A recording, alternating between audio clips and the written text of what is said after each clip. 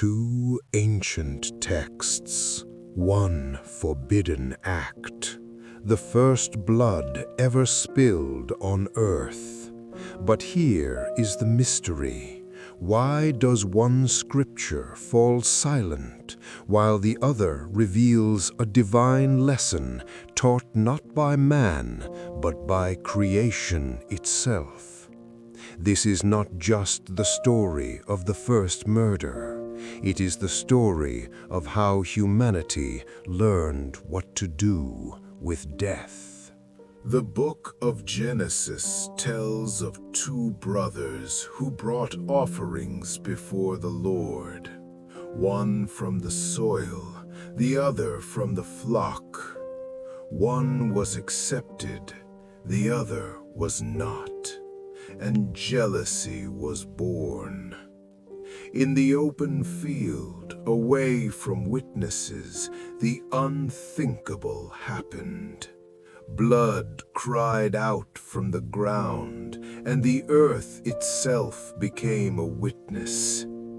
When questioned, the killer denied responsibility, yet could not escape divine judgment.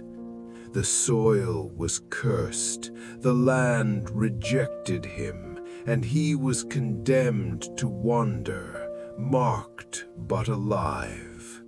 The crime was named, the punishment was given, but the body was never mentioned again. One account ends with punishment, the other ends with instruction.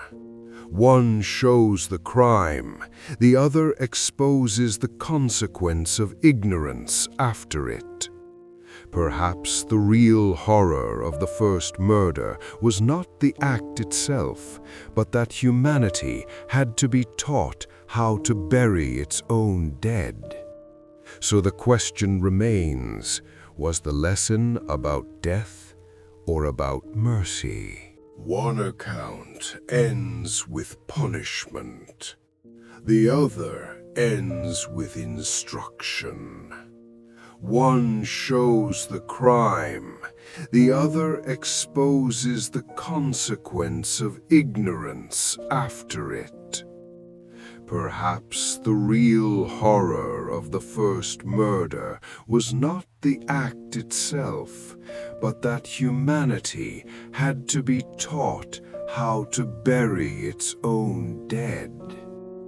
So the question remains, was the lesson about death or about mercy?